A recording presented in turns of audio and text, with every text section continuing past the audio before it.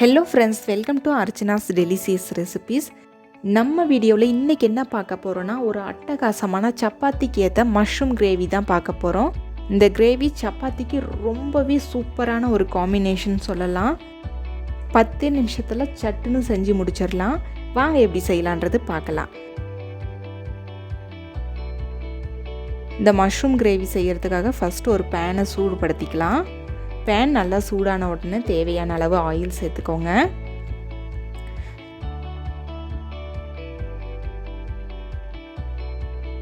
கூடவே ஒரு பிரியாணி இலை, ஒரு பட்டை, 2 ஏலக்காய் சேர்த்துக்கோங்க.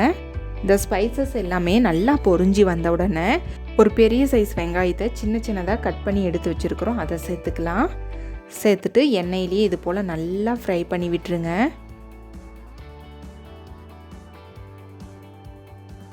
கூடவே 2 பச்சை மிளகாவை சேர்த்துக்கலாம். கொஞ்சமாக கருவேப்பிலை சேர்த்துக்கோங்க. சேர்த்துட்டு அதையும் இது போல் மிக்ஸ் பண்ணி விட்டுருங்க.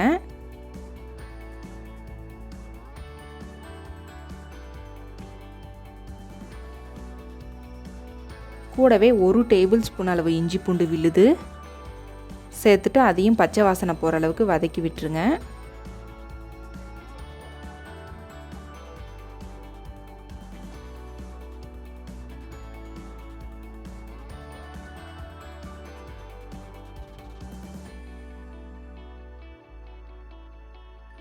கூடவே 2 பெரிய சைஸ் தக்காளியை சின்ன சின்னதாக கட் பண்ணி எடுத்து வச்சுருக்குறோம், அதை சேர்த்துக்கலாம். இந்த மஷ்ரூம் கிரேவிக்கு எப்போவுமே தக்காளி கொஞ்சம் அதிகமாக சேர்த்துக்கோங்க, அப்போ தான் டேஸ்ட் வந்து நல்லாயிருக்கும். தக்காளி சேர்த்ததுக்கப்புறம் இது போல் வதக்கி விட்டுருங்க.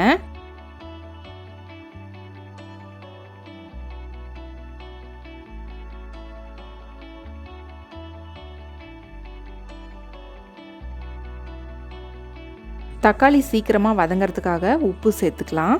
உப்பு சேர்த்ததுக்கப்புறம் இது போல் நல்லா வதக்கி விட்டுக்கலாம்.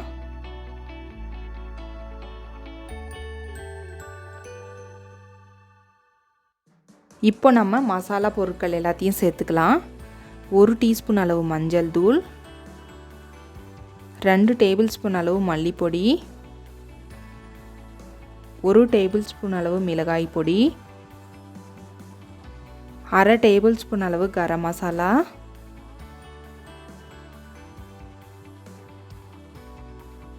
1/2 டேபிள் ஸ்பூன் அளவு சீரகத்தூள்.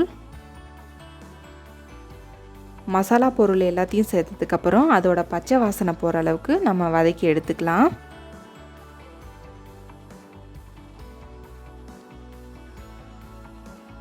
கூடவே நம்ம கட் பண்ணி எடுத்து வச்சிருக்கிற 250 கிராம் காளானை சேர்த்துக்கலாம்.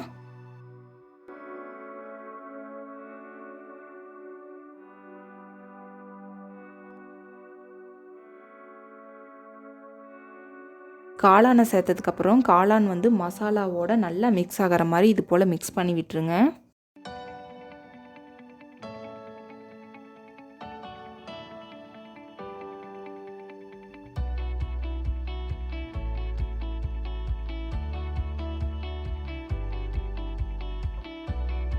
மசாலாவோட காளான் வந்து ஓரளவுக்கு மிக்ஸ் ஆகிருச்சு.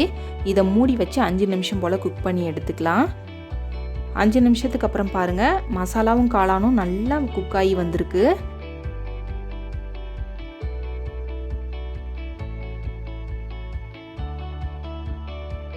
இப்போ நம்ம காளான் கிரேவிக்கு தேவையான அளவு தண்ணி சேர்த்துக்கலாம். உங்களுக்கு காளான் கிரேவி எந்த அளவுக்கு திக்னஸ் வேணுமோ அந்த அளவுக்கு நீங்கள் தண்ணி சேர்த்துக்கோங்க.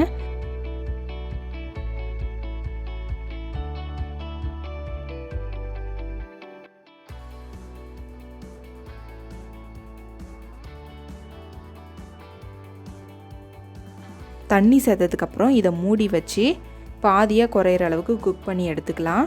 ஒரு 5 நிமிஷம் குக் பண்ணாவே போதும்.